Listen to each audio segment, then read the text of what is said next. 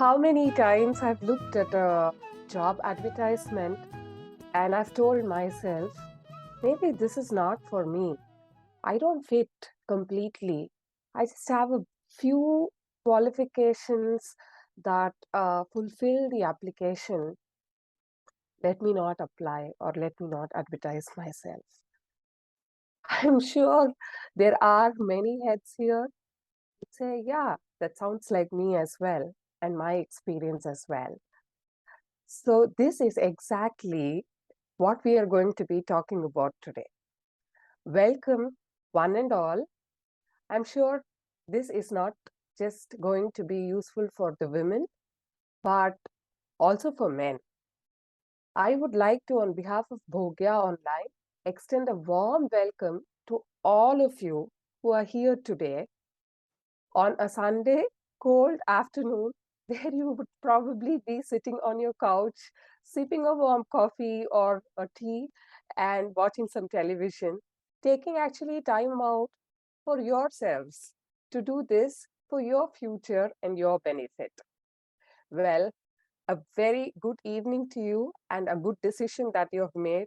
And I'm really proud of all those of you who are sitting here today.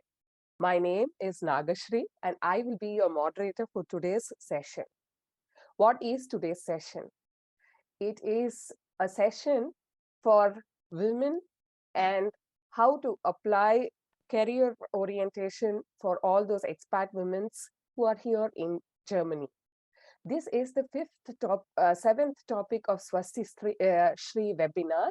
And Swasti Shri webinar is a series of 12 webinars covering individual topics to support especially expat Indians in India, from India in Germany, with various day-to-day livings in organized by Shrimati Malati, who is the founder of Bhogya.online. The invited speakers for today are Srimati Neeraja Ganesh and Herr Christoph Muller, we would say. I think this is the first time we have a German speaker and a presentation person who is here with Bhogya.online today. But before we begin today's session, I'm sure it's a very important topic. I mean, how to find yourself a career opportunity here in Germany, and if you're already doing it, how to extend your career opportunities and have better advantages and perspectives. And both the speakers today and our guests are extremely, good at this in this area. And as I read their CV, I was like, I had only one word, and that was wow. But before we start today's session, this session is being recorded. So after the introduction is over, I would request all of you to keep your videos turned off just for convenience, so that we would not have an overload of on the net. And probably it's going to be smooth, the Zoom session. Sometimes we have this issue. And also request you to turn on your videos during the Q&A sessions. That would be very convenient to see who's asking the questions. And is there anything else I've missed? I'm sorry, just checking. Yeah, and yes, feel free to post your questions and comments and feedbacks in the chat window during the webinar, so we can also ask the questions on your behalf, or if there's any friend of yours who has sent you a question, you can do that as well. And before we start off, there is going to be one question from me for the audience. So at that point also, I would request you to keep your videos on, or maybe you can give a thumbs up or a hand, to show a hand on the Zoom call, so that we just want to have statistics and an idea about what kind of audience we have today. Neeraja especially requested for this, and I think it's a very good point. But before I move on to that question, a little bit about Bhogya.online. Bhogya means an object of enjoyment and experience. Every form of enjoyment we know is a Bhogya Vastu, or an object of our enjoyment experience, be it good music, food, book, or even a nice conversation with a friend. This vision of starting a Bhogya.online, which is lovable and sustainable and a just cause, is what actually Team Bhogya is working hard and slowly advancing towards to do here in Germany. But sustainability does not come with a few cosmetic changes in lifestyle. Team Bhogya believes that these must be addressed at grassroots level. Exactly the topic for us women today here as expats, meaning that the very thought needs to progress towards a better life and a better world. For it is the thought that differentiates one human being from another, and with better thought, a better world can be achieved. The aim of Bhogya is to provide experience that matters to the world and makes the world a more lovable place to live in. Bhogya completed 2 years and is running now through the third year. And for the third year, Srimati Malti ji, the founder of Bhogya, came up with this idea that she should plan these webinars to, yeah, like I said, support all the expat Indians here in Germany. And her idea was to engage, enrich, and elevate for personal growth. Okay, but before we start the series today, one quick question to all the audience. How many of you are new here in Germany and are looking for a job right now?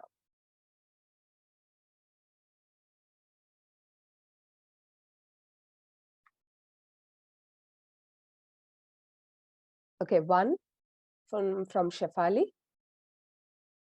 Anyone else? Okay, how many of you are already working but looking to transit to a new job?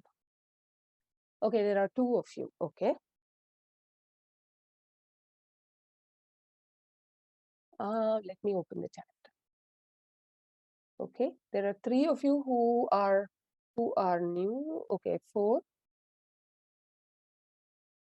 Okay, this, I think, please type in the chat, okay, as to how many of you are now would like to transit into a new job and are looking for this kind of a transit. It's on the chat. Yeah, you can post it on the chat, which is a good idea. Then all of us have an access to it, and the speakers can also take a look at it, just so that they can address today's talk as per the audience. Regarding the speakers, now that I said speakers, we have today two speakers here, and we'll be starting with Shrimati Neeraja Ganesh, and I will first do her introduction. Like I said, wow was the word that I had in my head running all the time as I was reading her CV. So Shrimati Neeraja Ganesh is a director relationships at National Education Society in Karnataka, which has 17 institutions under it, and National College being one of them. Ma'am, is this the National College in Baswangudi? That's right. Yes, but I am. I don't. I don't. I'm not in that position now. That was my earlier position. Yes. Okay, okay, okay. But I think you have so many positions here that, yeah, it's hard to manage. Um, okay, so her focus is to ensure the curriculum of the institution is relevant to the current and future industry needs. And she's also a freelancer consultant who conducts various training programs and workshop on leadership behavior.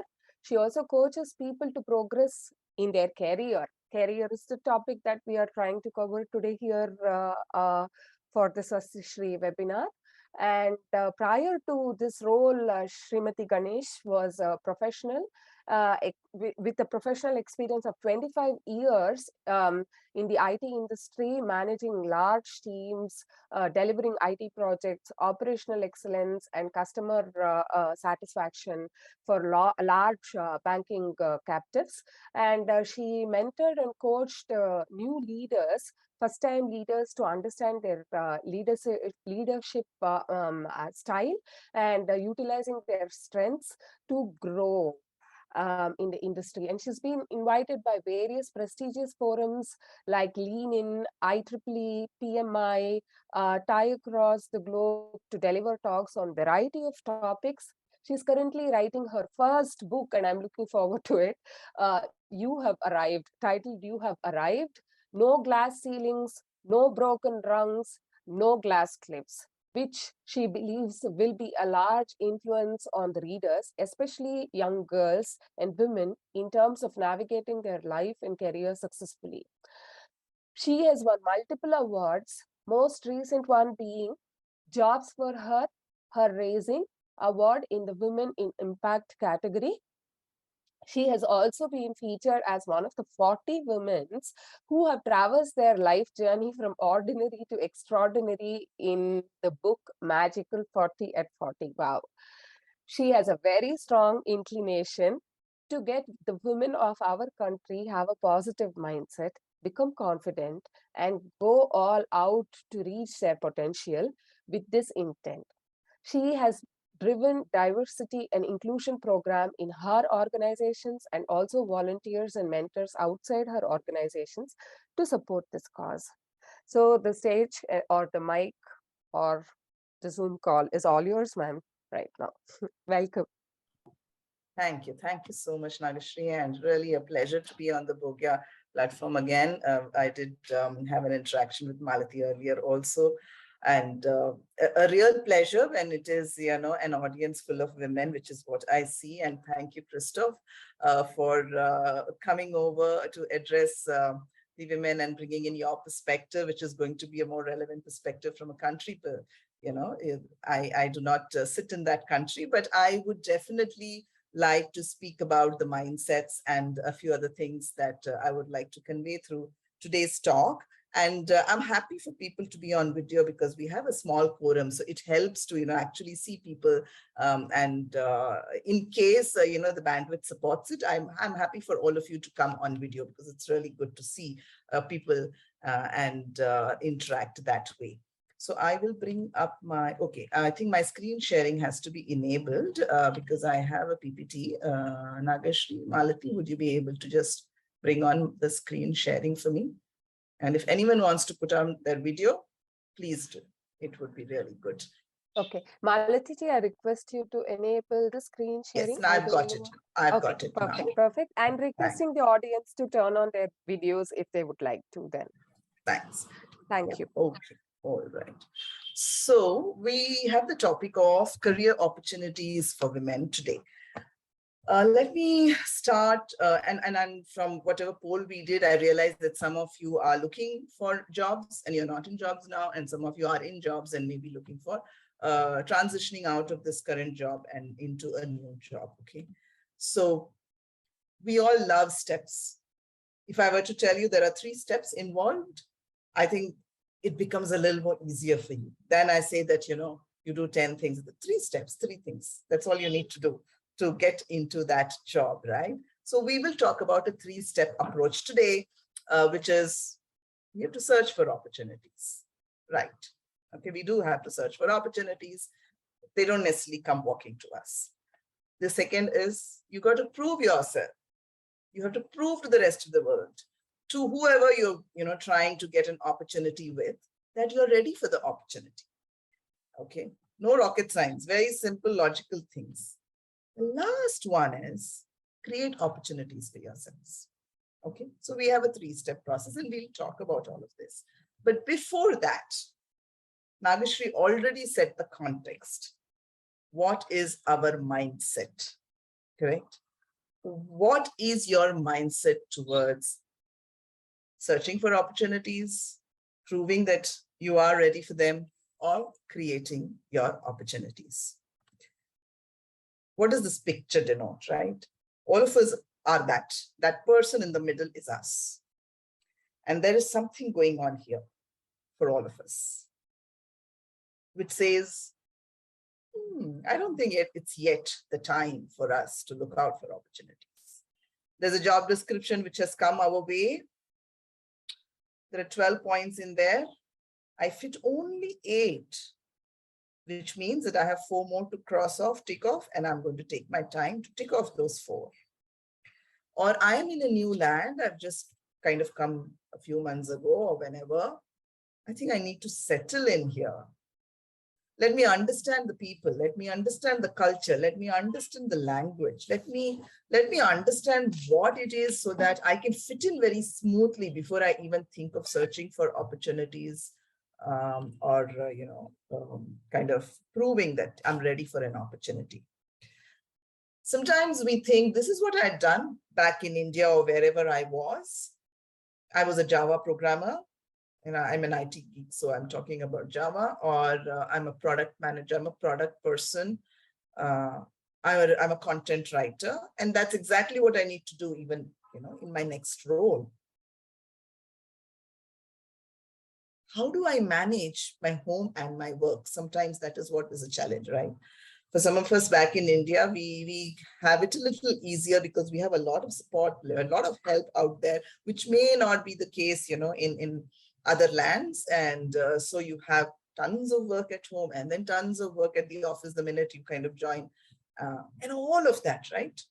I'll quickly give you a story. So I am actually currently running a project for this organization called as Aspire for Her, where we are looking at upskilling 5,000 people. And these people will either be from economically weaker sections of our country, India, or they are women on a career break, or they are women who have had a financial impact because of the COVID, which could be they lost their jobs because of the pandemic, or they lost their main earning member in the family due to the pandemic. We've heard a lot of stories like that. So we're trying to upskill them and eventually place them in jobs. So when we are looking at a project like that, we decided to hire people like that into our team. And with every such person who was on a career break, and we said, okay, we are giving you an opportunity, or someone who has had COVID distress, what we realized was the readiness to go all out into the job was not yet ready. They were very eager to pick up a job. They were very happy that the opportunity was given to them. But then the mindset was not yet there to be able to manage, because things will change the minute you get into a job from the status that you were in without the job. So the mindset is extremely important, and Nagashri referred to it, right, when we started saying that we think we are not yet ready. Which is the most important thing before you do the 3 steps. So whenever I do these kinds of talks, I spend a lot of time on this. Searching is easy. Preparing yourselves and being ready for the interview is easy. But ensuring that your mindset is ready is the most difficult one. So I would like you to reflect on what your current mindset is and build that mindset so that you can follow the 3-step process. Okay, we'll take questions towards the end of this session. So let me first now come to searching for opportunities. What are the ways to search for opportunities? There's definitely traditional job portals. I don't know of any, well-known portals that are available in Germany. Christoph could kind of allude to that. But in India, we had this Naukri and Monster and IIM jobs and plenty, right? All of us know of these. And there are traditional job portals, and we will go and look for jobs. But what do? We want a particular kind of a job. So we go and put a filter, we put a particular alert there. See that if I have a delivery manager kind of a role which is coming to me, because that's what I was doing in the past, then alert me. So we don't even sometimes take the time to go into the portal and say, okay, what are the new jobs that are coming in?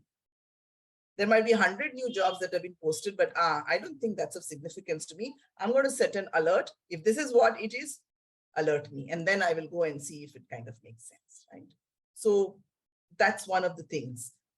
You do have to go through traditional job portals, but the point that I'm trying to make is, do we want to do it based on an alert, or do we want to take that much of extra time and effort to actually go through every job that is getting posted and go through it to understand what's the job landscape today, and then decide what is it that I would like to transition into in case the opportunities that are coming up are very different to what we did in the past, right?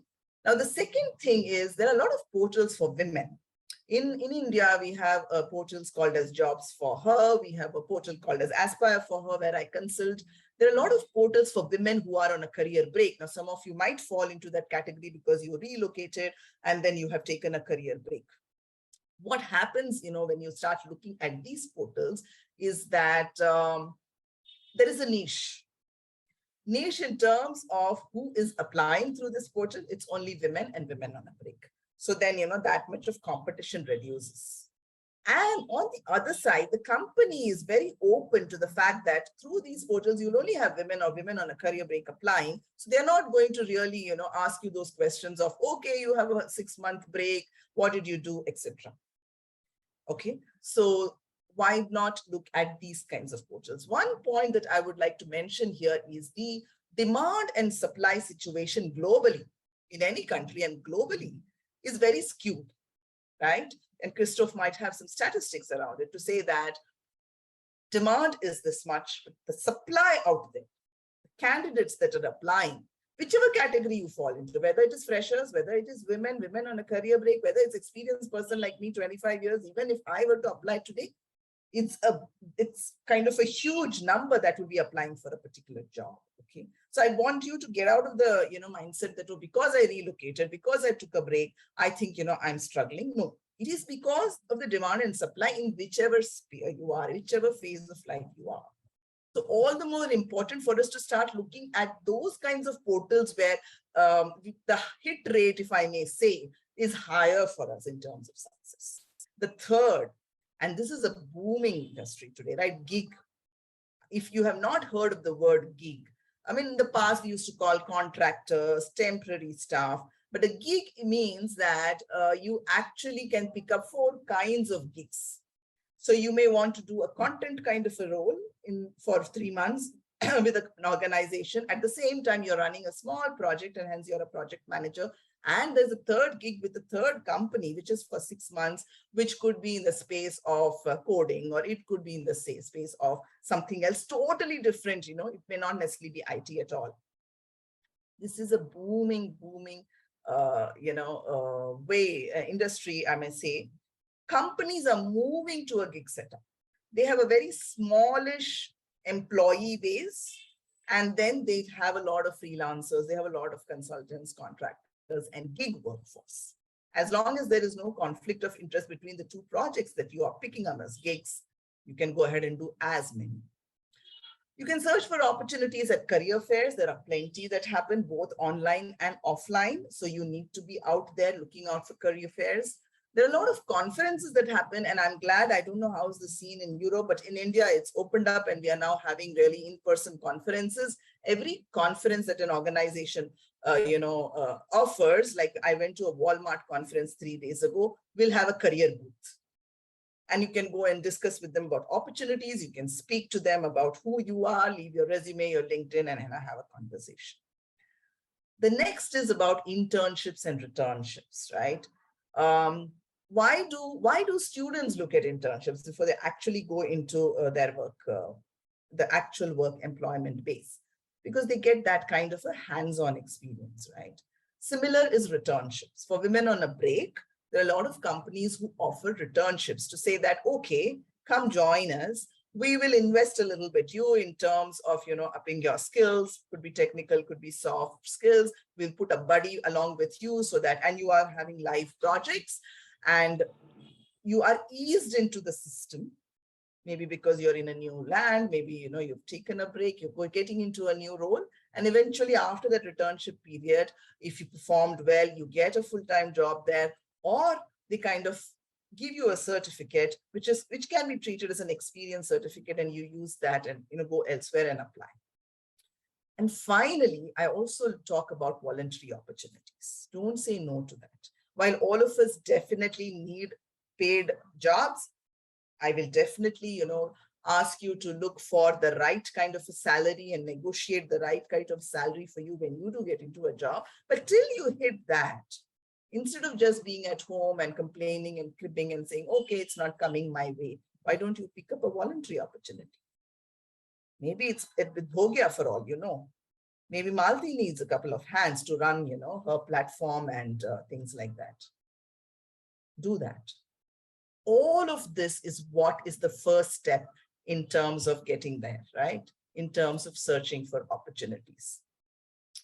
The second thing that I was talking about is you've got to prove yourselves to be ready for the opportunity. Now, how do you prove yourselves? Returnships, Shrikala? Okay, all right. Maybe, I will take it up in detail in the Q&A, session. How do you prove yourselves to be ready? Of course, you need to have your CV ready. You do need to have your LinkedIn for sure. I hope everyone, can I have a show of hands to say how many of you are on LinkedIn?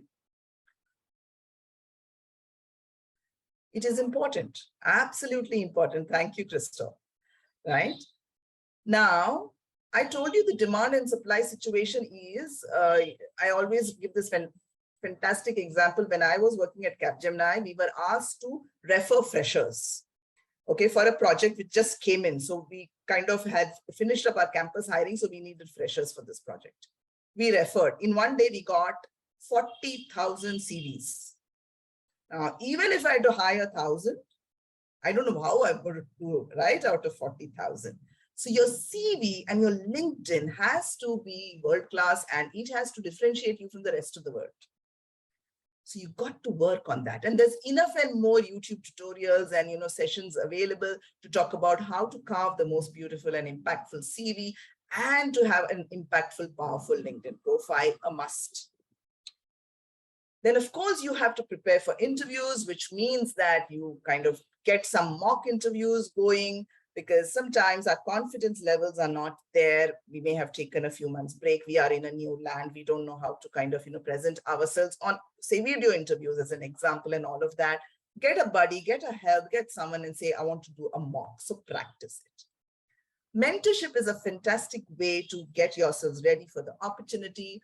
There are plenty of platforms, including Jobs for Her, Aspire for Her, and I'm sure there might be more. You just have to do a Google search. Google is a very good friend of ours to say portals which offer mentorship, right? And you can seek out mentors and have conversations with them, which kind of help you get yourselves into the readiness for, that opportunity. Of course, we all continue to do a lot of courses, but more than courses, you have to ensure that there is hands-on. And there are projects that you could do. Sometimes the courses offer you certain projects. Sometimes you can just, pick up a project on your own. You can find, projects on the web, or you can decide, I'm going to pick a particular kind of a project. Like, for example, there was someone who was telling me, she's a UX designer. So she said, I'm going to build an app where influencers, right? Social media influencers can use this app. So I want to do some research and, get to the influencers, ask them some questions and build my app so that it is, nobody asked her to do it, but she's doing it and she will put it on her portfolio. She will put it on her LinkedIn. And, this is like a hands-on project that she has done. She's learned something and she's proving something. Finally, there are plenty of hackathons and ideathons. Usually hackathons happen more in the tech space, but there are a lot of ideathons, which is even testing what brilliant ideas you have to solve a particular problem. Plenty, right? So today is not an age of, okay, I will apply and I will wait. No. You call me for an interview whenever you want to, but I am going ahead and doing a few things to prove that I'm ready for this opportunity. Okay. Now, we did search, we did prove. The last one I had said was creating opportunities for yourselves. And I always tell, and many women say, oh, the opportunities don't come to us. They always go to the men. Okay. And I'm saying that that's also because of a mindset that we have, that we want to be 120% ready before I, kind of apply for that job. While a man, if he's 80, 60, 70% there, he'll say, of course, I'm 100% there. because you can never be ready for a job. Yeah. If you're ready for a job, that means that it is something that you've already done in the past. So you may not necessarily have a learning in that job that you go to. Correct? Now, how do you create opportunities for yourselves? The first thing I would like to tell you is about becoming T-shaped. When I say T-shaped, it means the alphabet T. Okay. The vertical of the T is the expertise that we already have, and we continue to hone that. So if you are a Java programmer, you go ahead building your Java skills. If you are a content developer, if you're a product person, your domain expertise, you kind of continue to hone your skills, and the vertical keeps growing. But what is also equally important, or rather more important, is the horizontal of the T, which means you need to have skills like problem solving, critical thinking, team player, and all of that. How do you build and then exhibit that? Just very, very important. So, I will give you a quick example. My daughter, Sneha, who's 20 now, and she's doing her final year degree here in India.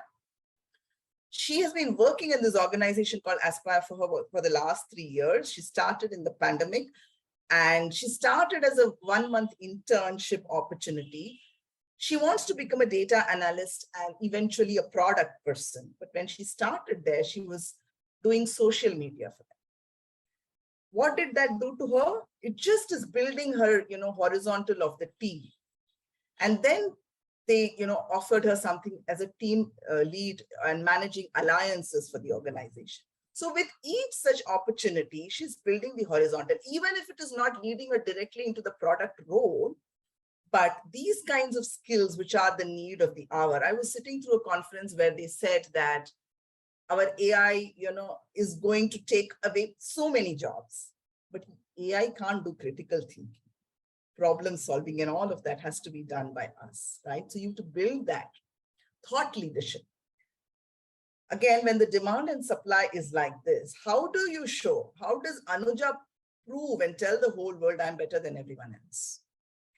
Out there on LinkedIn, you can't just have a profile and sit there. You got to start talking on LinkedIn. How do you do that? You start putting out some posts around the expertise that you have or the aspirations that you have, and hence you want the whole world to know that I am good in this space. So Malti approached me saying that this is the topic and I think you will fit to speak. Why? Because in some ways I've built that visibility through my thought leadership that, I can come and talk on a topic like this. You have to build your thought leadership through writing blogs on websites, probably going to conferences and speaking, on writing on LinkedIn, etc. Networking is a very, very important aspect of life for all of us. And definitely when it comes to, creating opportunities, because your network will know who you are, and your network will know what you're looking for, and the network will look for you and will say, hey, there is an opportunity there. Why don't you go and apply for it?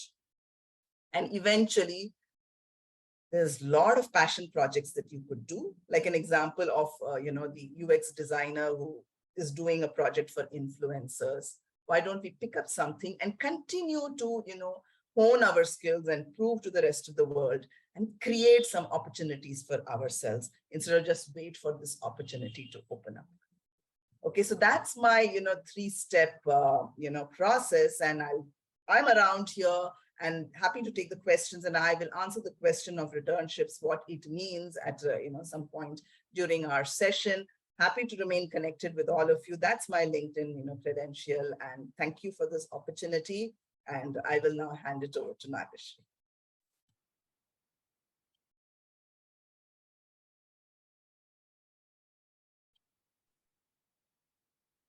Many, many thanks, Neeraj ji. It was really enlightening, and actually, I've been working since 2008, but nevertheless, there were quite a few tips that were helpful for me, even with my job experience. And I'll definitely take them when I'm looking for probably new opportunities or even new ventures in life. So this was really helpful. Thank you very much. So our next speaker is Herr Müller, but excuse me, I would be calling him Christoph because he's not just Herr Müller to me today, but he's a very dear friend. In fact, I know them since 2008, the entire family, first his wife, the kids, and then I got to know Christoph. So his first name is Christoph. And Christoph is a KIT computer science master's graduate with 25 years plus of work experience here in Germany. Um, he is I think he has been into research and development all these years, but that's not all. He has been very actively involved with recruiting many people into his company that he's working for right now, which is Bridging IT. Uh, More about his recruitment experiences and all that, I think he would like to share with you. So I will wait for him to talk about that. Christoph loves skiing, and his favorite travel destination is India. His family is half Indian. His wife is Indian. She's a Bengali. And therefore, now Christoph eats spicy food and enjoys Indian food with all of us, and especially Bengali mishti, which are the sweets. Um, in the meanwhile, my own personal experience with Christoph, he has supported me a lot during my job searches, and he has been an excellent guide. And I have seen him at the KIT messe, job fairs. Uh, all the times that I have been there, he represents his company, and they're there. So that's actually, yeah, a very motivating factor to have him here on the talk today to share his views, ideas, experiences, and all the insight for all of us here. Welcome, Christoph. The mic, stage, and the Zoom call is now all yours. Thanks a lot, Shri. I'm not really sure if there's anything left for me to say now. No, actually there is. Now I again have that thing with sharing my screen. Could I also have the, there we go. Hold on, almost there. Yes, now you should be able to see something. Okay.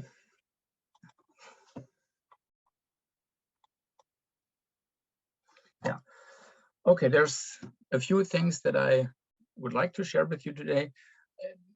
It's not really a session on how do I apply for the job or how do I find. I can't still see your screen. You can see my screen? Sharing, yeah. This is weird. I was saying, no? Right, yes, perfect. Okay, great. Okay, sorry for the confusion. Okay, yeah, as I said, this is not the general session on how do I apply. I know everyone here knows what a CV is, and we heard in the previous lecture a lot of things that are really, really valuable.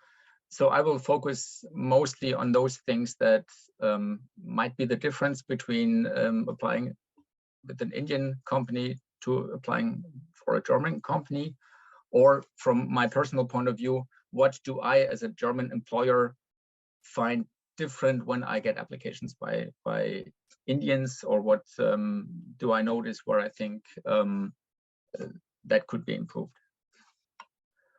So yeah, short intro about myself.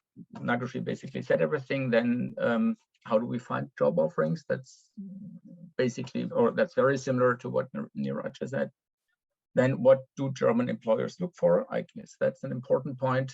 Then the process of applying, and then also a few things once you're on the job that might be different here compared to when I'm working in India.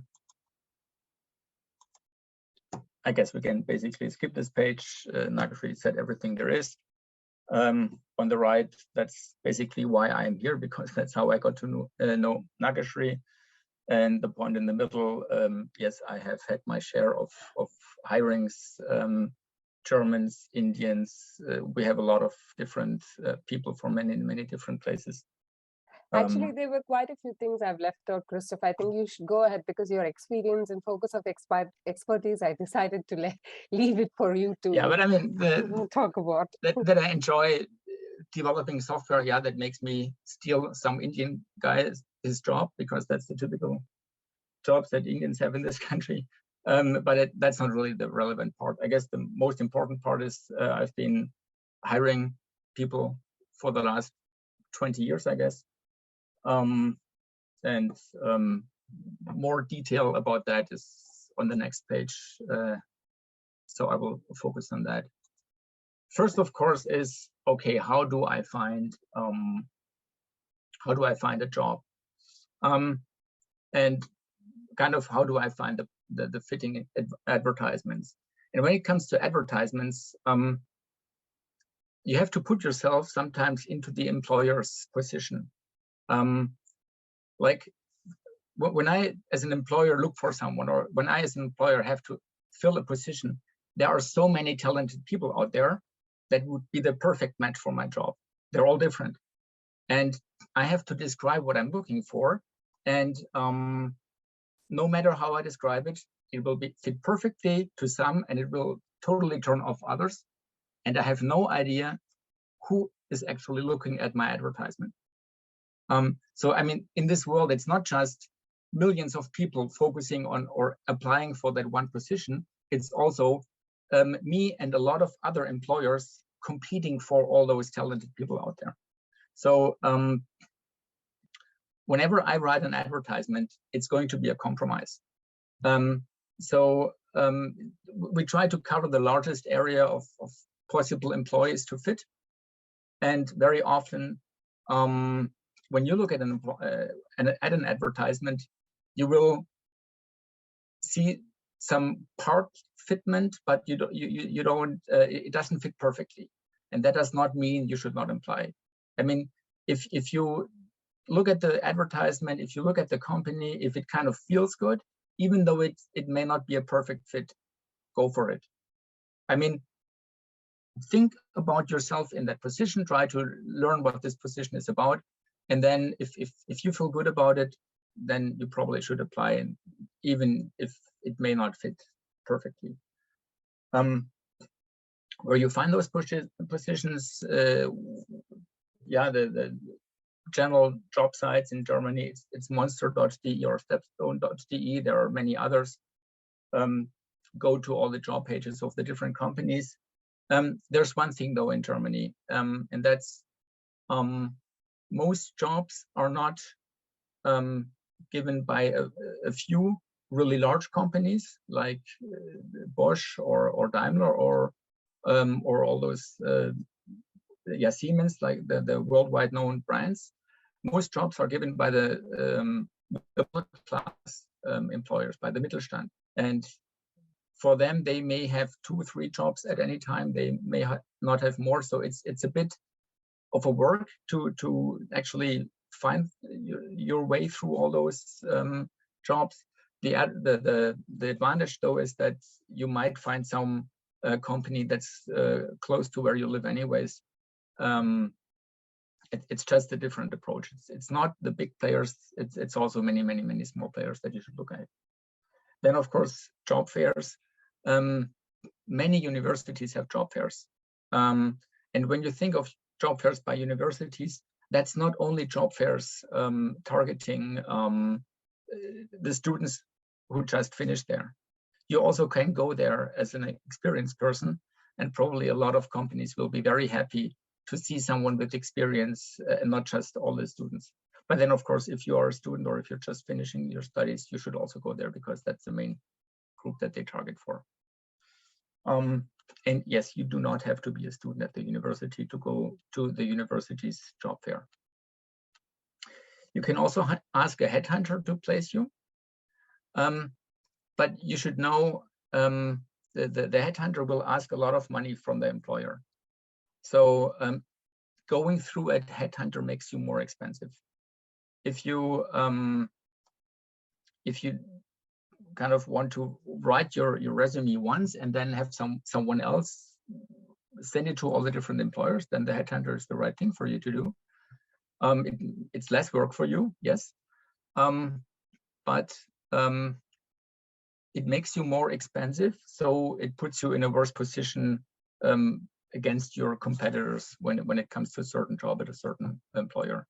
So I would recommend use headhunters when you're quite experienced, when you're looking for senior level jobs, but for entry level jobs, or at least we in our company, if we get entry level applications, we don't. No, if a headhunter sends us entry level applications, we reject them right away.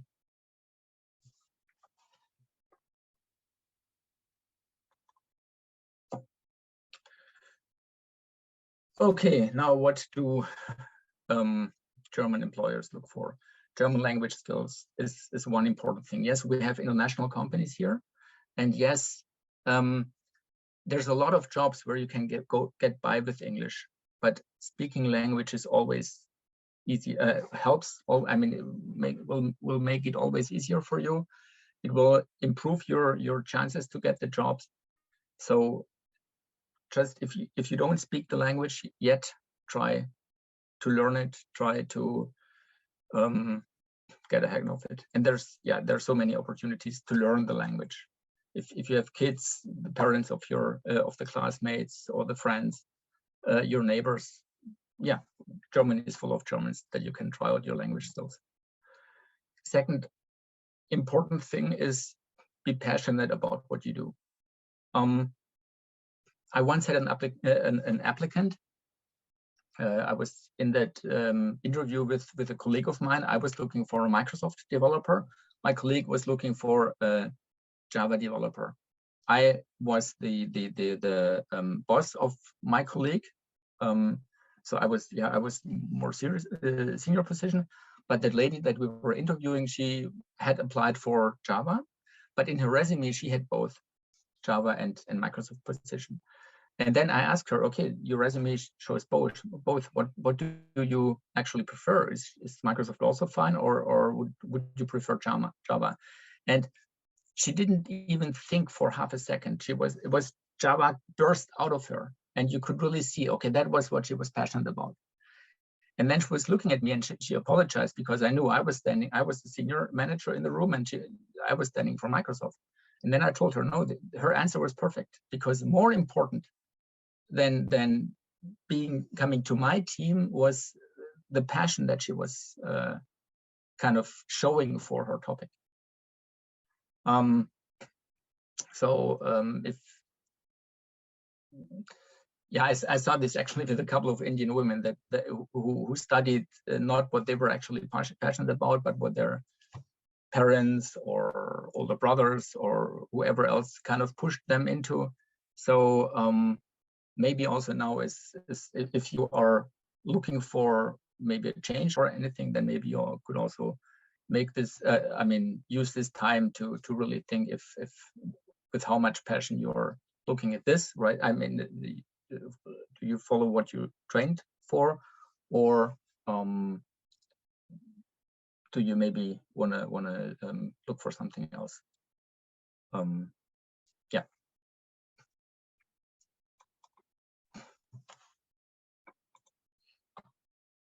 Then the actual process of applying your Anschreiben, that's I'm not sure. I think that's something that's kind of unique here. We have this letter to the employer where you actually write a short letter why you actually think you're qualified for the job, and most importantly, why you want that job. And then have someone with German skills, with German background, proofread that letter if you're not confident. If I get these kinds of letters, if there's a few mistakes in them, I don't really worry. I don't care, because then I know, okay, that was probably written by that person. It wasn't completely, it came from her or him. It didn't come from someone who wrote everything for that person. But if you write in German, it helps. Especially, at least if the advertisement was not in English. If the advertisement was in English, then of course you answer or you write everything in English. Then don't overdo it. I also find that a lot, and that people write me that they want to work in my company, and then they place my company kind of in, or describe my company as like one of the 10 most famous brands in the world. That's if you work, I mean, if you apply for Porsche or Mercedes or some worldwide known brand, then that's fine. If you're applying for a company that is probably only known within Germany, that feels weird, at least for German employers. That feels kind of weird. And then also, yeah, actually, Neeraj mentioned a few of those buzzwords that I'm meaning here, with not to overdo, like you're a team player, you're highly self-motivated, you're problem solver. It's just, don't write about it so it really feels like it's just out of the YouTube video where you learned everything. It's and be prepared to prove what you write. Like if I just recently got an application by some senior developer who wrote in the application about something about strategic thinking, where I'm thinking, okay, where does a developer need strategic thinking? So that, and if someone asks that in the interview, okay, what did you do there? That might be funny, unless, of course, you have the project to prove it. Then it's perfect. Then you should do it.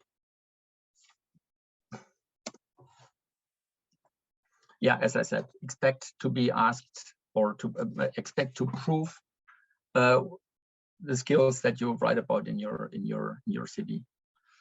Because the thing is, in Germany, once you hired someone, it's really hard to get rid of them again. I mean, you have the first 6 months Probezeit, but if you stayed longer at the company than 6 months, then it's really difficult and costly to fire you again.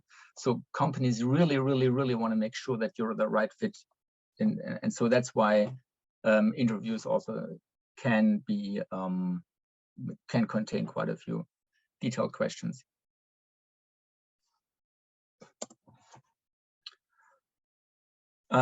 Also, in the pictures that you add to your CV, smile. I got a lot of Indian applications with extremely serious looking people. And think about it. I mean, I'm the person who is planning to spend the next couple of years working with you on a daily basis. So obviously I prefer to have someone smiling, at least in that picture. And I mean, when you're working, you can look serious, that's all fine, but on the picture, smile. And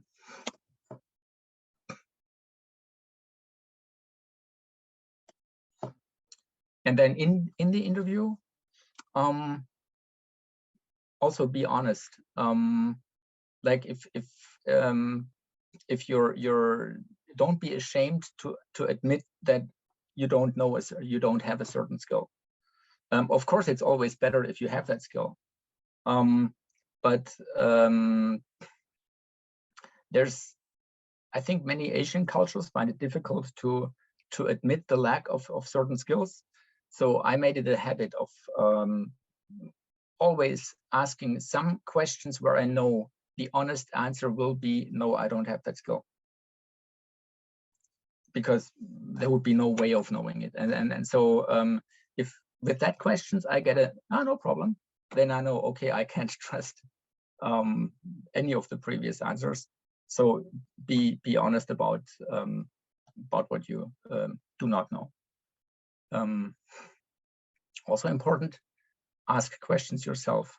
Don't be shy. I mean, it shows interest in my company. Like if you're asking me about my job, about the job that I'm offering, about my company, usually you make me talk about topics that I like to talk about. So I won't be mad at you if you are interested in those things. in preparation to the interview, go to the website, look at everything you do not understand, write down your answers, your questions, sorry, and then ask them in the interview if you have the chance. Also, I mean, it makes for a nice talk. It's always kind of weird to me if I finish a job interview after maybe, like, I'm through with my questions after half an hour, maybe 45 minutes, and then there's no questions coming back.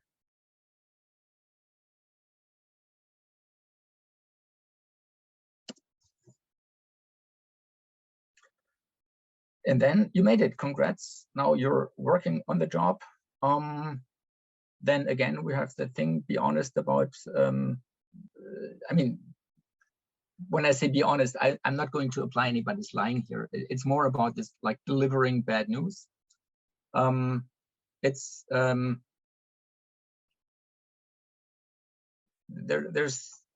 one thing that's a lot worse than not delivering bad news. No, than delivering bad news, and that's not delivering it.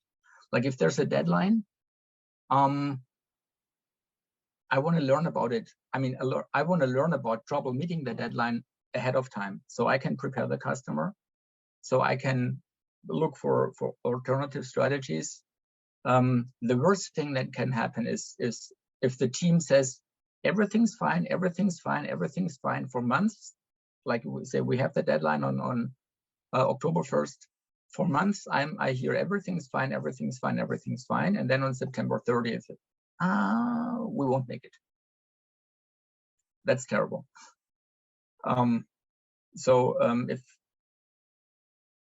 If there are problems, answer them ahead of time. Like, I once had a colleague, and he got some quite difficult tasks to do in the project, and the problem was he would never give that status information. We agreed that everybody gives their status at 5 p.m. He didn't say anything, because at 5 p.m. he thought, okay, I have not finished what I planned to do today, but I'm going to make it in an hour. So I will give that status information in an hour, and then it will be a success. Of course, an hour later, he wasn't finished. He thought, another hour. And then at 7, it was another hour, and it was another hour. And at the end, he was working till 4 a.m. in the morning, was still not successful. Well, how would he be? He was that tired. Then he did not give any information. He went to bed. He could not be reached the next morning till 11 a.m. And when everybody came to work and we were depending on what he did or did not do, the customer wanted to know what's the status. We had no idea what it was, because not only had the colleague not written any status information, he also was not, we could not reach him.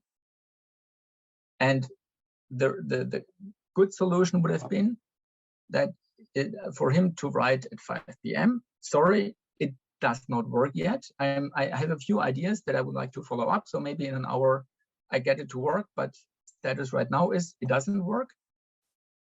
And then he could continue. And then say he makes it by 8 p.m. He's the hero. Yes, he made it. And if he would not make it by 8 a.m., then everything is normal. It's not great, but we know what happened because he gave the status. So that's very important to have that open communication.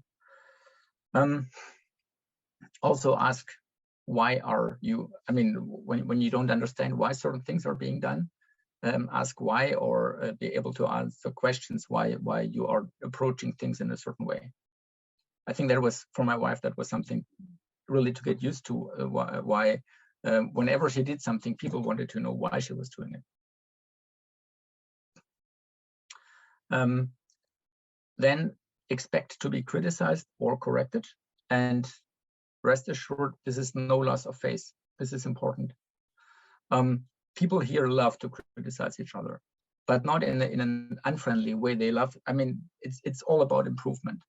I tell you, hey, see, I saw something that here you could improve here. I saw something that you might want to improve here, there.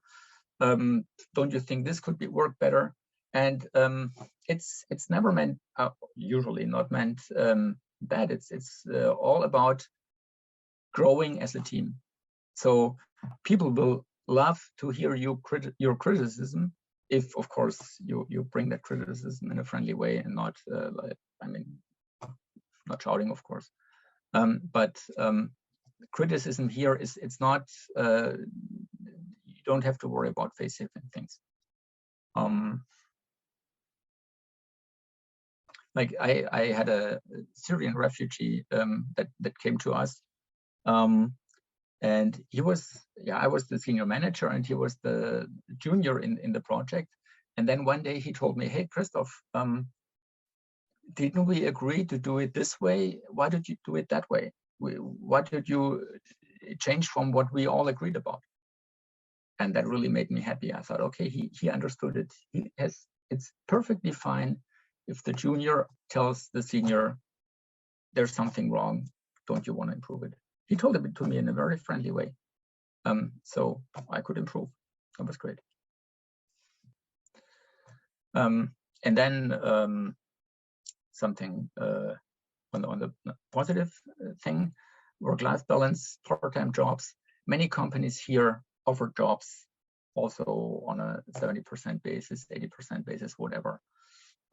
Especially if you have certain qualifications, or if you know the company well and you've been working for that company for a while, and now for some reason it would help you to step down to 80-70% because of the kids or whatever. Ask if they do it. Don't be ashamed to ask it. It's perfectly fine. Maybe they won't. There's no guarantee, but many will gladly offer these kinds of positions, and then you really should ask for it. And it's nothing to be ashamed of if you also have other responsibilities in your family. That was all from me. So Nagashri, now how do we proceed? Many thanks, Christoph. Yeah, like always with your conversation, I've also benefited, especially the things that you mentioned about, how we can be once we get the job, and the criticism part. In fact, I should say that for a long time, I would say actually, to be very honest, till today, I was never comfortable giving a feedback to my manager, because I think it's a very Indian tendency to go to a senior person, whether it's age or position wise, and to tell your senior, this was wrong, or it could have been done better, or question as to, yeah, but we thought of doing it this way. Why didn't you do it this way? Or, things like that. So I think it's good to know that these are the cultural differences that we always bring in front of us as barriers. So it's really good to know that it's okay to give a feedback to your manager. Yes, friendly way, of course. Communication skills apply over the world, and it will be taken in a very constructive way. Thank you. Actually, that was a tip for me. And actually, this is, if I may add, this is also the reason why quite a few software projects between Germany and India don't work well. If you have the software architect in Germany and the development team in India, and Right. the architect is used German software developers who will tell him about every little problem or improvement or whatever. I mean, the architect relies a lot about the software developers to tell him about little improvement things that he forgot or that he should think about. Yeah, he really relies on that kind of feedback. Right. And right. Of course, if you have an Indian team who, well, why should they really know about that cultural differences mismatch? Yes. I mean, for you all here in the talk, I could say, yeah, of course you have to know because you're applying here. But Right. that team in India, why would they? Right. So yeah. Right.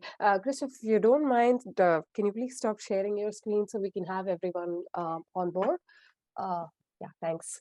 So yes, I agree, because I was working for Bosch, and was working on an international project, and I got the opportunity to, uh, take part in many seminars with cultural differences and how to cooperate with virtual teams.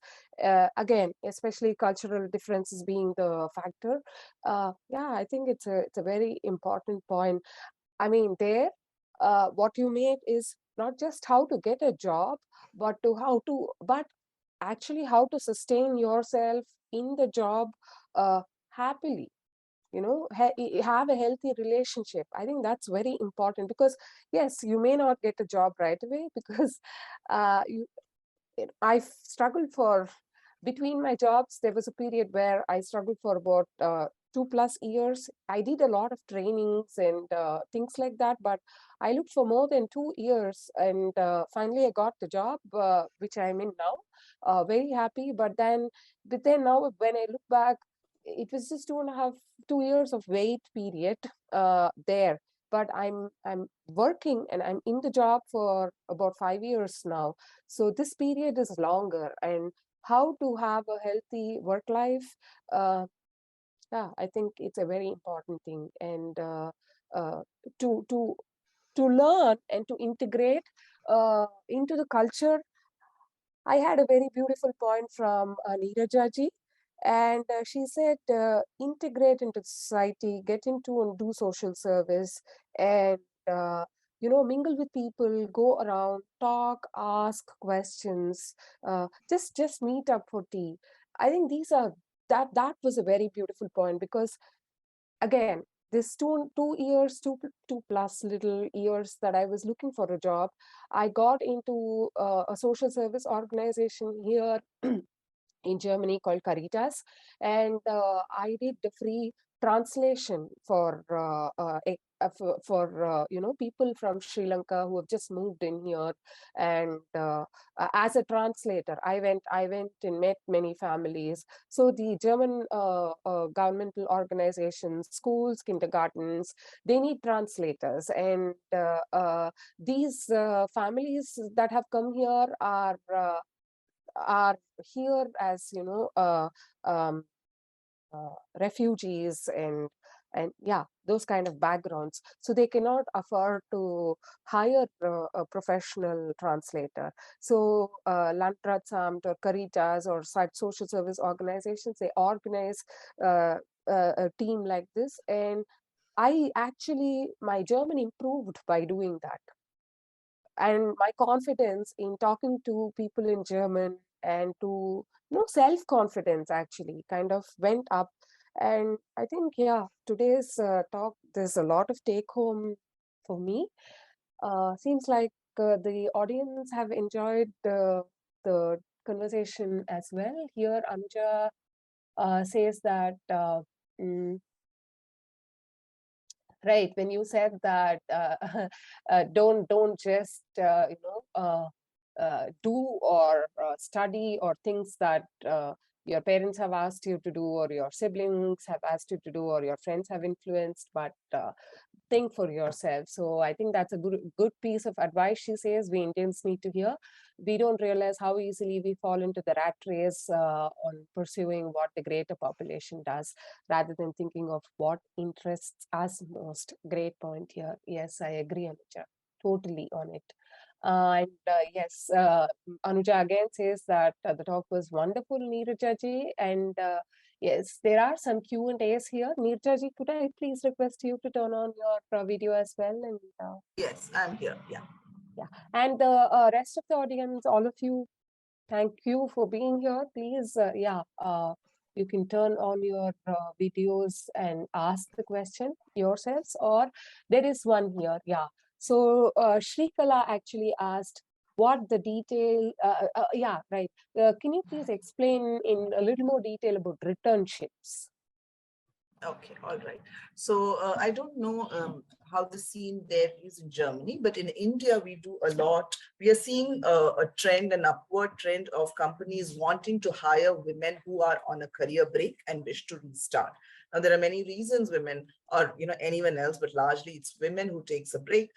It could be because of the fact that they got married and then they relocated and they were probably not able to find a job over there, or motherhood is another event that happens in our lives, and so we choose to take a break to care for our young children, or it could be for the family, etc. So whatever be the reason for the break, more and more organizations are realizing that it does not mean that the experience that they carried before they went on a break is wasted.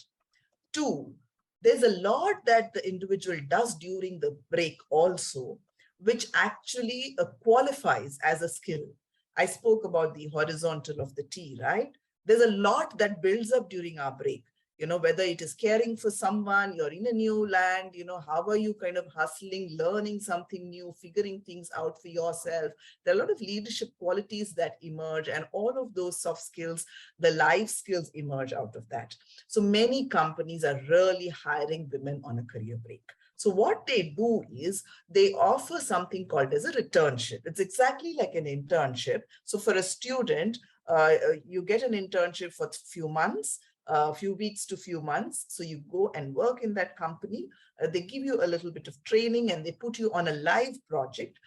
They may have a buddy system, etc. And the student actually finishes it up. So it qualifies as experience on the candidate's resume. Exactly like that, companies say we are opening up returnship positions. So women on a career break apply to it.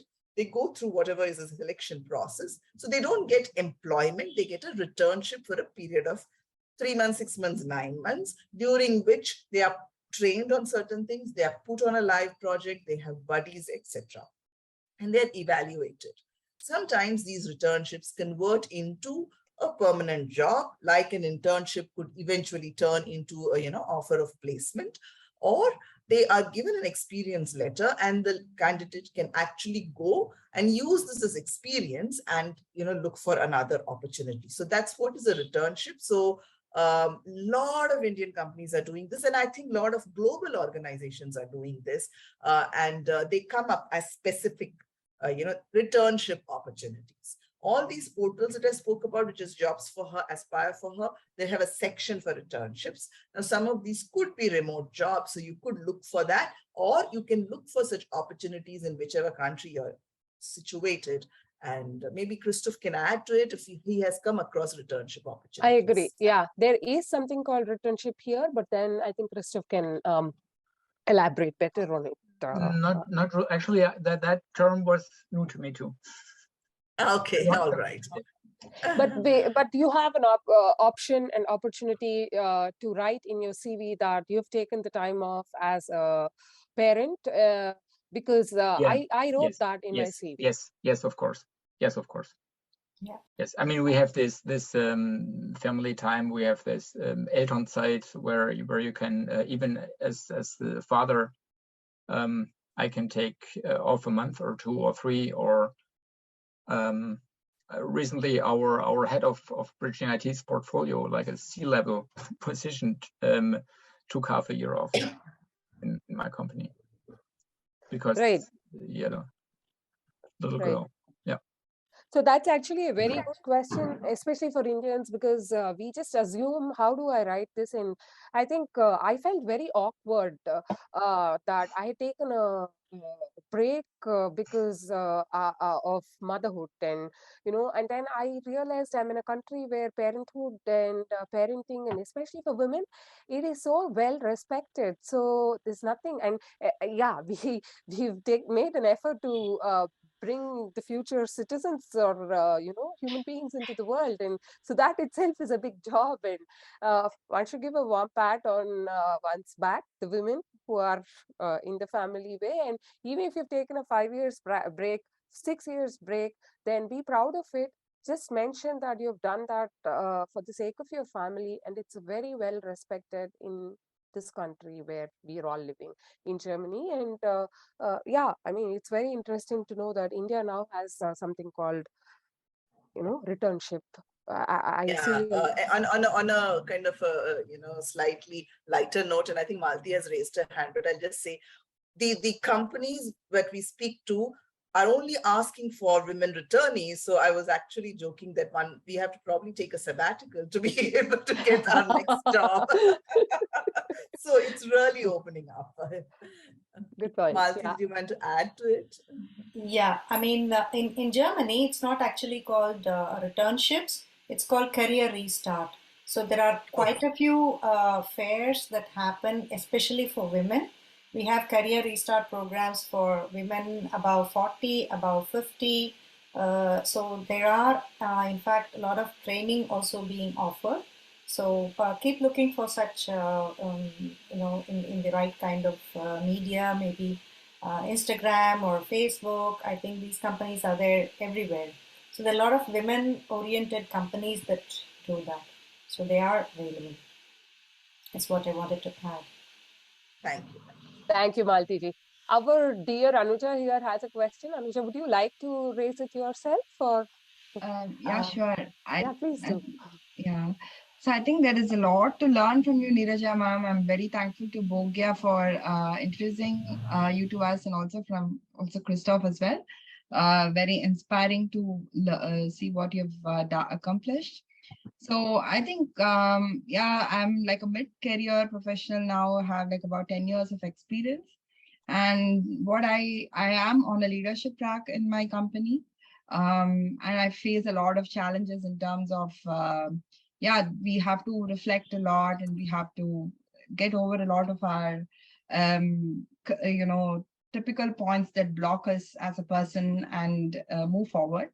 And one point that I find very difficult to work through is the aspect of projecting ourselves, right? Like what we do, what we perform, or what we contribute. Um, for instance, it is very difficult to judge what is actually useful, right?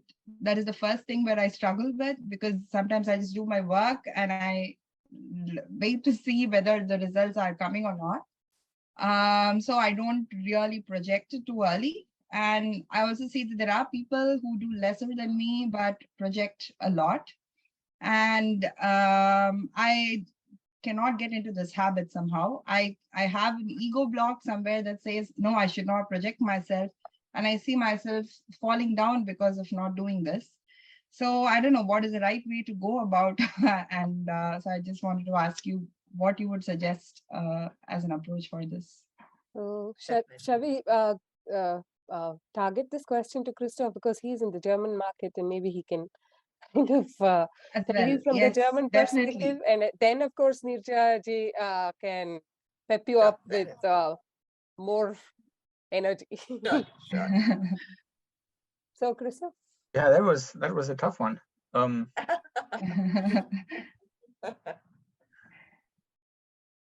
Yeah, because in Germany, people don't project themselves a lot, right? I see that this is a cultural thing. In India, we project ourselves a lot. And so I guess here I would say men don't project themselves a lot and women do more. Okay. Okay. So, I mean, men are more, sure, I can do this. And women are more, can I really do this? I mean, I had this talk with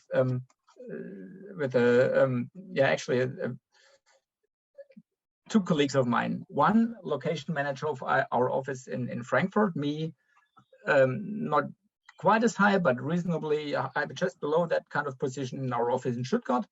And a woman colleague with as much work experience as I do. She was at that time the like speaker for all the employee, I mean, for the non-management part of the company. And that other colleague and I were asked her, okay, actually, why did you never pursue a management career in our company? Why did you never say, okay, I can also be a team manager? And she was like, do you really think I could? And there were so many questions where I think there's so many men who are so much less qualified than you are, who just can, sure, I can do it. And then the funny thing was that was at a skiing trip. And then on the next trip up the lift, we sat we were in this 4 seats lift, and there was a 4th person, not from our group, and he told us that he had gone some other steep slope downhill, and we were like, okay, should we also do it? And my friend, I mean the 2 men, yeah, sure, let's do it. I mean, me and the other colleague, and the lady again, I'm not really sure if I can do it. Then we convinced her, yes, of course she can, and she was doing it the best of all of us. So I'm not sure if I can project from her to everybody else, but yes, I mean, everyone, I mean, just have some confidence. That's definitely something I can say. Actually, I was talking to another manager colleague in preparation to this talk, and I was just asking him, hey, did you also have recently have applications by Indian women? Is there anything that you want me to bring to this talk? And then I said, yes, tell them to have confidence, because it's an employees market. There's so many open jobs here. It's also what I wrote in the chat now. There's so many open jobs, and of course, if I don't think you will fit at all because of all different things that might go wrong, then I may not hire you. But the chances are really high that there are jobs out there for you. And all I was talking about is basically to put yourself into a position that you actually get into that talk with the employer, and then kind of get the signature under the contract. But there's, I mean, for qualified people, there's a lot of jobs in this country. Neeraj, Just add to it, yeah. So what Christoph said is right when it comes to women. I think we have the imposter syndrome in us. I think it's there in the men also. I won't deny that. But the way we deal with it and the way men deal with it, and I'm generalizing, but a large population, that's the difference, right? For us, the imposter will keep saying something will go wrong. And even today, even if I have to come to this webinar and, speak what I have been doing for the last plenty of years, I'm going to ask myself, Neeraj, you've never addressed it is an Indian audience, but it is sitting in Germany. You've never traveled to Germany. You have no clue what happens there. You're going to talk to them? Are you really qualified? It tells me, my imposter, and I have to calm it down and say, it's okay. What's the worst that can happen? I'll bungle up big time, and I can't show face to Malti ever again, and she'll probably never, ever invite me, and maybe this will not go on YouTube. That's it. Nobody's going to kill you for this. Nobody's going to kill you for that. So go for it. The question to ask is, what's the worst that can happen? And if the worst that can happen is something that you can deal with and cope with, go ahead and do it. It is important to project yourselves. It is extremely important. No one else is going to do for you. We have very, very few people in the organization and in the community who will speak for you. You've got to speak for yourself. And a very, very good way of doing that is storytelling. Instead of saying, I did this, I did this, I did this, which is where it sounds as if, oh, she seems to be kind of, just tom-tomming or, blowing her own trumpet. Weave it in as a story in the context of whatever conversations are happening. Storytelling is a very, very powerful, medium to do that. And it will just sneak in and people say, oh, really? Okay, Anuja has done that. It didn't sound as if Anuja saying, I have done that. But in that conversation, she kind of mentioned about something which was relevant, and people will take notice. Okay, Anuja seems to have done that. Let me get back to her. So it is important, and you got to do it. It's Malti.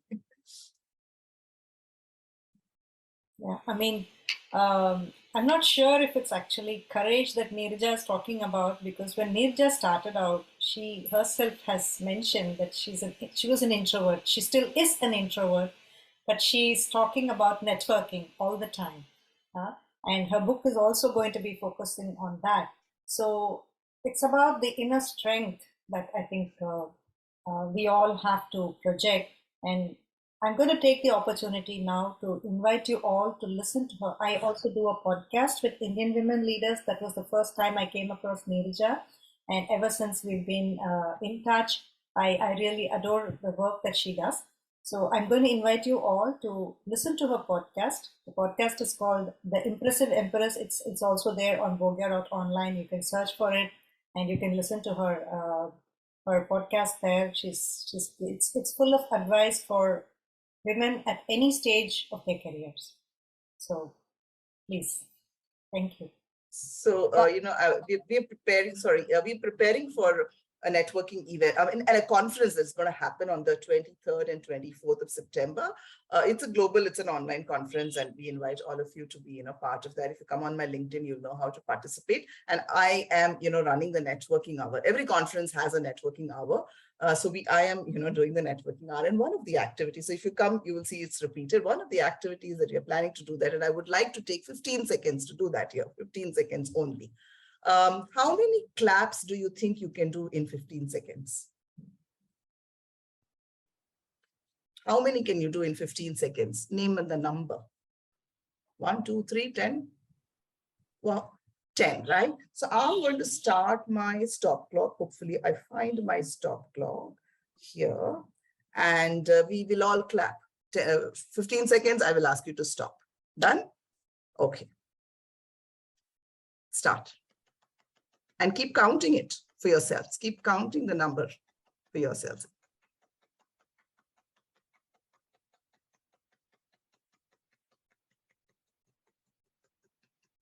And stop.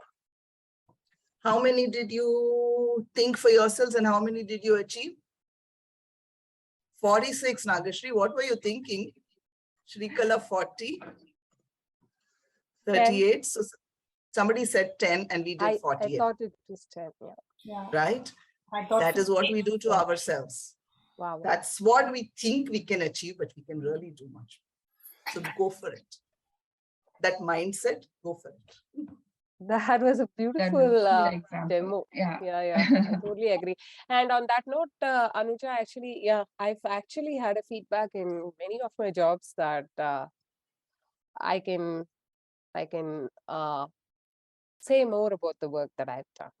In fact, at Bosch, my department group leader, he actually said that, you've done so much more work. Why don't you talk about it? I mean, there are people talking even without having done anything. And then it's like, that's just me. I think, yeah, Neeraj is right. Somewhere there is even today, there is that lack of confidence, self-confidence. Yeah, but we all need to work on it. It's okay.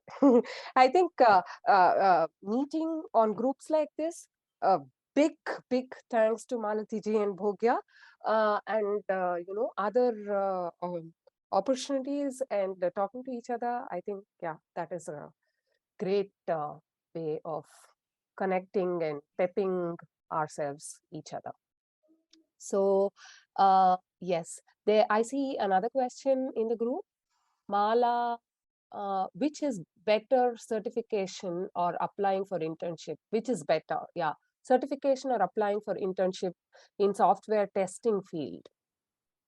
Would this be for you, Christoph? Maybe Christoph can, I guess it's closer to my field of expertise. I think it depends on where you're coming from. If you have a lot of theoretical knowledge that you can prove, then of course go for the practical experience for the internship. Probably also depends a bit on what the prospective employer is focusing on, or if like also what kind of software testing we're talking about. Say if we're talking about testing software products in the pharma field, where they have by law they have a lot of regulation how the software has to be tested and everything, then in that case a certification would be good, I think, because then they can prove this as part of their whole process, that the people that they employ also have certain certificates and that they do it the right way. If you're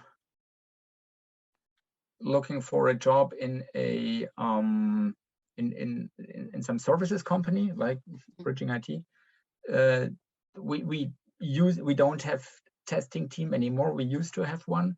I think for them it was also important to have a certificate because they could show that to the customer. I guess if you're just looking for a job at whatever software development company, some practical experience is also helpful. But I guess in the testing field, certificate probably wouldn't hurt. Yeah, actually, I'm system a test engineer in India. I worked in TCS company. It's been 3.5 years experience, but I had a large, huge gap when I come to Germany. 2019, I came to Germany, and by last year I completed my B1 and started with my base Y. So I don't know. Since it's been a long gap, I don't know where to start my career. Whether I want to finish my testing certification, or else I want to upgrade my technical skills, or else I want to. I'm into manual testing.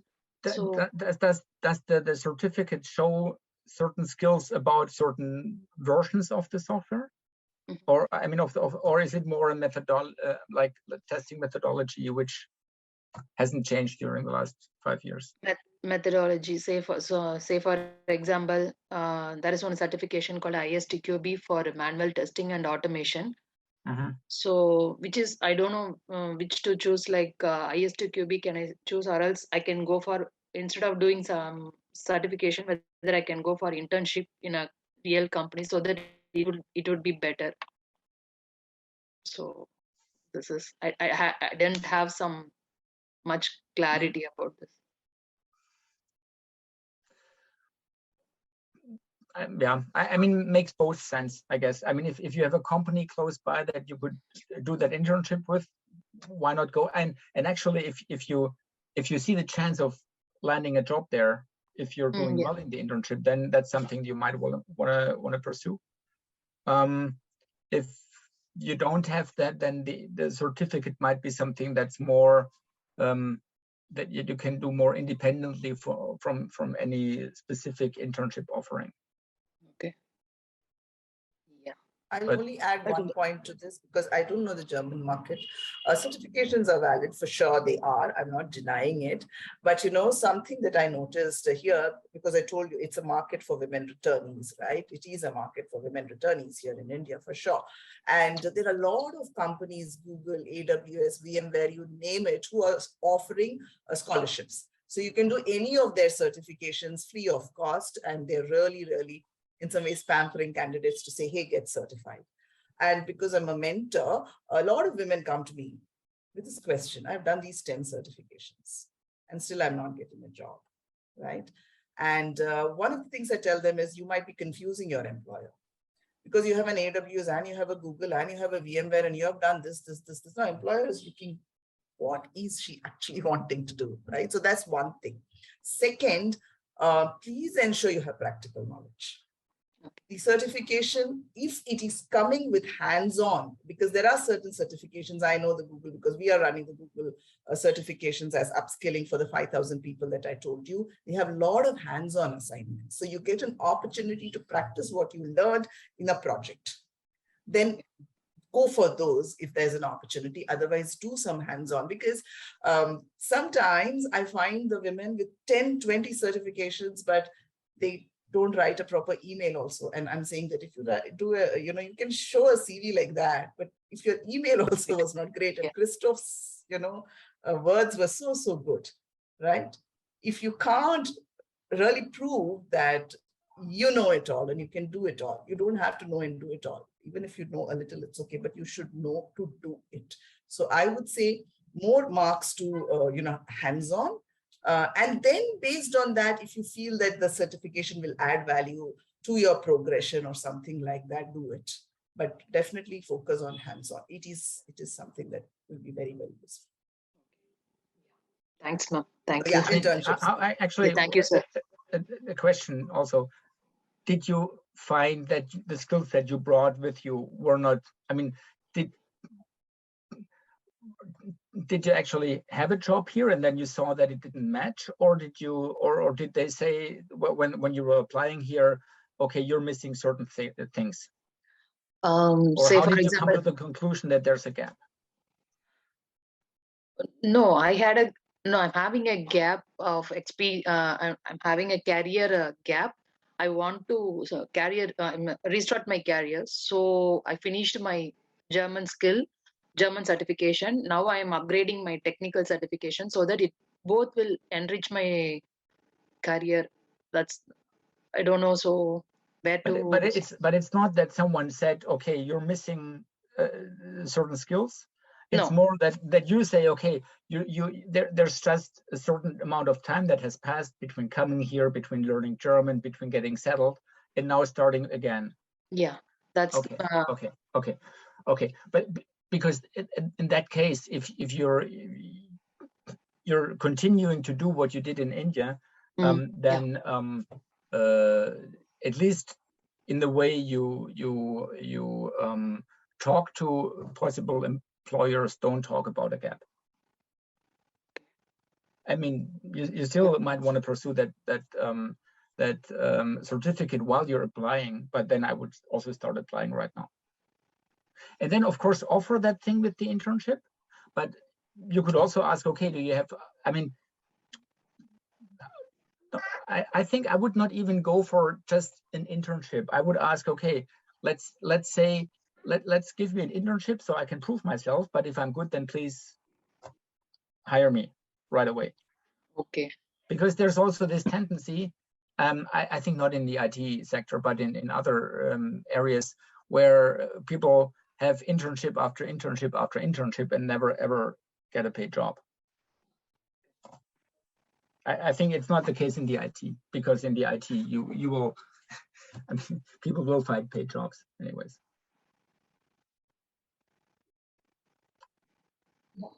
If I may add to this, Nagashri, it's the question of our confidence actually. I have come across so many women here, and especially women coming from India, we at least have a bachelor's, if not a master's. Many of us women from India, we also do a master's, we also do an MBA, some of us even have a doctorate degrees. But what I would like you all to probably, think, and I'm just speaking from my experience, when I started in Germany, I had the same thing. I'm an electrical engineer, and Germany needs electrical engineers even today. I'm talking of about 15 years back before I started my current company.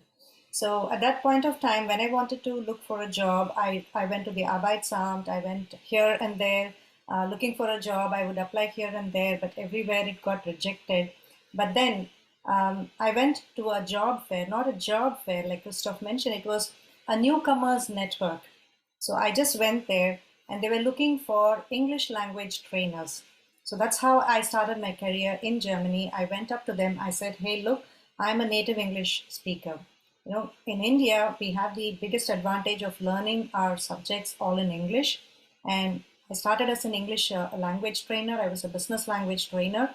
So I got my first job like that. And that kind of helped me learn the culture, learn the work environment, learn a little bit about the professional environment. And that kind of helped me maybe, later in so many other ways.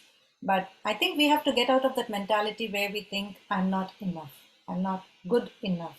So I think that was pointed out well by Christoph also. So please don't think that whatever qualification you have is not enough. We are very well qualified. It's just that we have to be in the right kind of network and applying for jobs where we don't even think that we are halfway. It's still okay. Like Christoph said, you can still apply. Maybe you might get picked up. Totally agree. Not that I'm against it, but I think all of us ladies, yes, we need to take time out for our kitchen, for our kids, and for our family. But go out there, do something for yourself, and try to integrate and make network for yourself. There are organizations like Bhogya, like Urja here in Karlsruhe, and there's a Indo-German association where a lot of people meet. There are men, women with a lot of experience. Talk to them, talk about yourself, connect up, and yeah, it's networking that is so important. You will not only make friends, but you'll also develop communication skills and be able to light up that confidence that's already there in you. uh, Maybe your family is not going to tell you, hey, wow, you're good at this or not good at this, because you see each other every day. But then there's another person who looks at you 2 3 times and says, wow, okay, you're good at this, why don't you try? It's a nice booster, and all of us need that. Why not? Yeah. So integrate into the society. That's really what helps. I had my first job where I was extremely inhibitious because I didn't know the language well. I was a B1 person, but I never spoke to any of my colleagues. One, I was the only lady working in that team of 15 men, and initially, and they were all Germans. So I never spoke. And by the end of 3 years, yeah, the company went into insolvency and they closed down. And then I lost my job as well. And my manager called me and he said, I'm into biomedical image processing. And so he said, he was asking me because they wanted to finish off some algorithm development. And he asked me, is this correct? Am I thinking right? Please give me your expert opinion. And I was like, who was asking me? I mean, expert opinion, me? What do I know? After after doing my master's and after the work experience, I was still not confident, but it felt good to hear that word from him. So do that. I mean, go talk to people. There will be somebody who will call you good, and it's the need of the day. Anuja, you have a question? Please go ahead. Something to say? No, I just had a reply to Mala as well. What we do, like I'm also from Mittelstand, like a typical mid-sized German company, and what I've seen is they specifically do not look for certifications. So they are not looking for certifications, but rather than your ability to solve a problem creatively, like on the spot, given a problem, how well you can solve it, right? And you should be able Yeah. to exhibit this capacity. So it doesn't matter what your documents say if Okay. you are unable to show it. And yeah, and another point is the same time you could invest in doing a project of your interest and put it up on GitHub or any of the online links to show that you have interest to do something on your own or of your own initiative. And that is more interesting than a certification. So to see your creative work and to have a functioning code that does something and even a prototype of what you've done. So I think these are all more interesting things to see on a CV than a certificate. And that also shows intent of doing something. And that's pretty much what you want to show as well. So I think I would do that if I were you. Yeah. Thank you so much, Hanuja. Excellent. Completely agree. Yeah. And yeah, like I said, see, on the forum, you've already spoken with so many people who could give you tips. Go out and meet people. You'll get 100 more. So good luck to you. Last question. Shefali Jain has one here. Uh, what are the important software skills if you are in event management industry? Anyone who can answer that question? I have no idea. Neeraja ji, Christoph. I'm not in event management. But I mean, I want to ask, like, what was the context? I mean, are you in an event management? You want to get into an event management company? What do you do? Basically, I've completed my MBA in event management and public relationship in India, and over there I had 5 years of experience. And since I got married and shifted to Germany, uh, I started looking for jobs such as like in event industry or as a office management job, where it is called over here as bureau assistant or the executive assistant. So I started working on my language skill. And so I understood that, okay, do I need some other skills or do I need some any software skill to entry into a Germany jobs market? Or so I started questioning myself. So I had this question, like, I don't know where to ask, but yeah, thought to ask over here.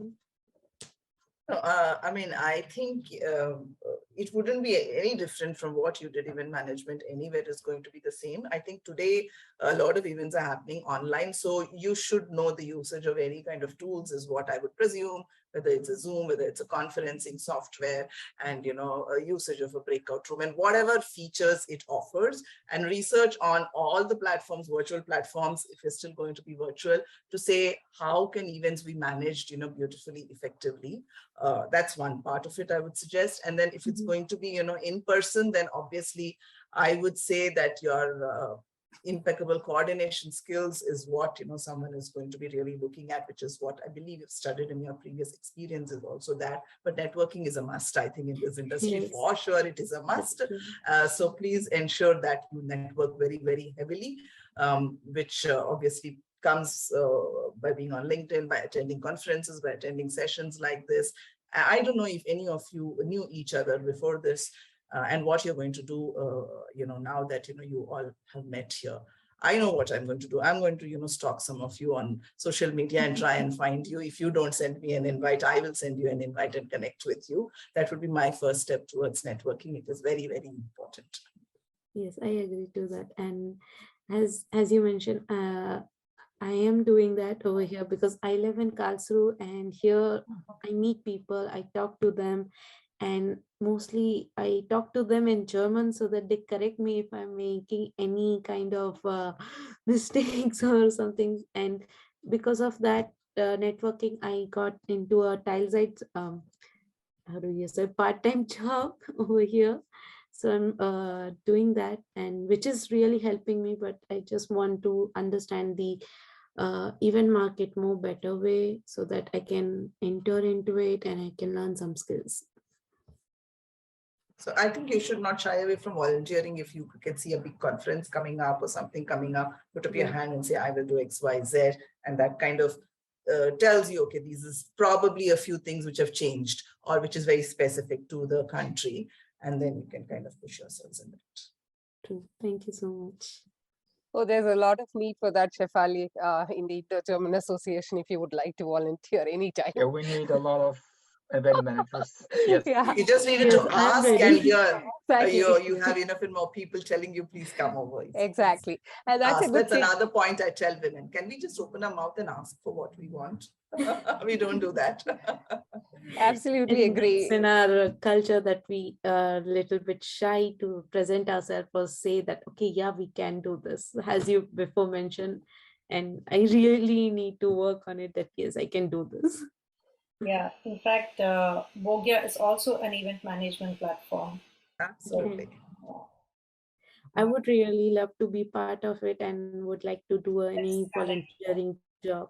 Please connect up. Offline and see. Yeah, the next webinar, maybe you should be hosting it. Sorry to take you away from Nagashri, Oh, but not I'm at just all. suggesting. I have enough on my plate, and I'm always ready to assist Malati. Absolutely Yeah. fine. Yeah, I mean, yeah, there are quite a few here whom I can reach out to whenever there's a need. So yeah, Thank you so I much. think this session was supposed to be for an hour and a half, but I guess it's still okay for the guest speakers. We have one I hand know. We can raised. probably stay on for another 5 minutes. I think Yeah. Subhashini has a question or Okay. something. Good evening to you all. This is Subhashini, and maybe a piece of advice from you all. So I actually did my bachelor's in electronics and communications in India, and I had worked as a lecturer for 5 years. This is all the work experience I have. And then after coming to Germany, I did my B1, and then continued to do a master's in communications and computer science. And then I took a break for because I had my son, and then I had my daughter. But meanwhile, I had also been doing a small film studio from University of Freiburg, and I also did a small course there to just to keep myself intact with the technology. But all these years I've been lacking from an industrial experience. But my masters I did half in Deutsch and half in English, which I can say I have C1 certification in German as well. But then whenever after now a small break, and whenever I start applying for jobs, either I've been rejected saying that I have got a lot of studies but no experience, or they just say you don't just fit the job, the profile is too high. Either they say I lack practical experience or my profile is too high. But I'm actually ready to do any kind of a job, even less than my profile, as even an internship. So this is where I'm getting locked. And then I had an opportunity to meet one of my friends who said I can try for some of the bank jobs. And there they were asking me for some kind of certifications. And I was again into pursuing those certifications, which I'm currently doing now. So I don't know if I'm in a correct Krista, lane. I think Whether this I have to question is for you. whether I have to be on a technical platform or can I go for some schools for teaching kids, any kind of a job is okay for me, but I just don't know where I have to fall in. I mean, I think that gaining experience is what Anuja said before, like doing your own project and publish them on GitHub and co. The thing with, sorry, your profile is too high, that's a tough one, because obviously you think it's not too high because of the experience you don't have yet.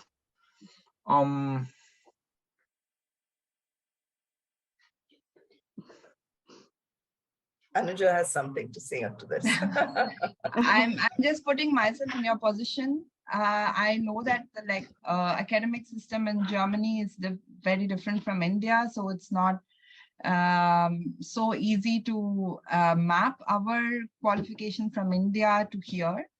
But at the same time, there are a lot of universities which are also accepting PhD candidates, people with academic interests. So this is something I would pursue if I were you, and PhDs are also well-paid positions in Germany. So even if you study for 4 years, you get a good experience into research field, and you also have teaching experience, and that can also be useful in a university. So so don't cut yourself short that you're probably not up to it, but actually try for these roles. That's what I would say. There are a lot of specific topics that they are looking for. And for instance, KIT is always looking for electrical engineers. I'm pretty sure there must be something that is also of interest to you, and you could apply for it. And universities are also more flexible with languages. So they're not asking for a very high degree of language. So, and probably after your PhD, you can decide as well if you want to continue in academia or if you want to go to the industry. But then your options also open up if you have a German degree here. So but I understood you already have one. I thought in Freiburg. Yes, sir. I have B1 by certification from Sprachen Academy, and I did till C1 as a non-technical subject in my master's. No, but you did a master's in Freiburg, right?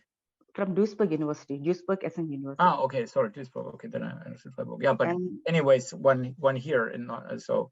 Okay. That part I didn't get it. Okay. There was a small Ausbildung program, one studium that I did from University of Freiburg, and that was also. Okay, yeah, okay, and then I got that mixed up.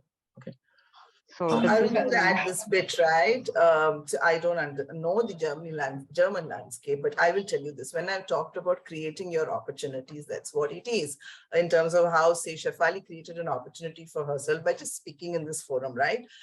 So I will tell you, when I finished my corporate career in 2017, and I had this title of director in Capgemini, and then I didn't want to go back to corporate, and I didn't know how to start on my own also. There was this organization, a startup, and they were happy to, take me on board as a consultant or something like that. But what they were struggling with is how do they pay me? Same thing like yours, right? High profile, and similarly, director Capgemini now in the startup. How do they pay? Because they know that I was kind of getting this salary, and I told them, don't even pay me, Raja Ganesh. Just pay for that role, whatever that is. How much ever it is, right? Because I had my own reasons to accept that regardless of what the money would be. The second, in terms of creating opportunities, is I don't have any academic, background in terms of academia, while Nagashri was introducing me, right? And in India, for sure, and I'm sure everywhere, if you have to get into academia, you need, a master's, and then you do need a research kind of a paper. I have none of that. I don't have a formal master's degree also with me. What I did though was one of the colleges was starting a new, National College was starting a new bachelor's program on data science. Very new in India a few years back, right? Bachelor's program in data science as such. So I got to know of that. I found the person who was, instrumental in starting this program. I found him on LinkedIn and I told him I would like to speak to you. And I met him in the college and I said, I have a large network and I know to run a program like this, you will need industry experts to come in as faculty, to teach your faculty, to teach the students, to offer internships. I'm happy, as a volunteer, I'm happy to kind of make those connects happen. He went back to the management and then he came back and said, we're going to create a role for you to, build the industry academia, connects. So you can create your own opportunities. You got to network very heavily and put yourself out there. If you are open, as you said, to any kind of a role to start with, eventually you should get what you, are made for. I will definitely say that, don't, kind of bring yourselves down, but you start instead of just sitting at home and just kind of, feeling a bit disappointed and depressed. Put yourself out there and see how you network and how you're able to create some opportunities for yourselves. I'm sure you will be able to do that. Thank you, ma'am. Thank you, sir. Agree. And thank you, Anuja. I think one last tip to most people that maybe I can add on here is, if you want to keep learning something, continue, but don't stop yourself and wait to look for opportunities. Update your profile on LinkedIn, update your profile on Monsters, Stepstone, and every other job portal that's available. And okay, I mean, what can happen? You might get an interview and you may get rejected, or you may not even be called for an interview, but that's okay, right? I mean, you're keeping yourself busy doing something else. So I think you shouldn't overthink and just keep following both the paths. Apply, continue to apply, and continue to sharpen your skills. And I'm sure it will work out. Yeah. Good luck to all of you. And what an evening it has been. It was supposed to be a 1-hour webinar, and we've all sat here for 2 hours, and I have no idea when the 120 minutes went by. It's been a wonderful evening. A big thanks to Neeraja and Christoph here. Lot of take-home messages from not just the speakers, but the brilliant audience that we've had. No show is complete, no webinar, no gathering, no event is complete without the audience, guests here. Thank you to all of you for taking the time out on a Sunday evening. Big thanks to Anja for all your feedback that you have given and added on to, many of the questions here. And Malati-ji, thank you. A big thank you for having a forum like Bhogya, where so many of us have been benefited today.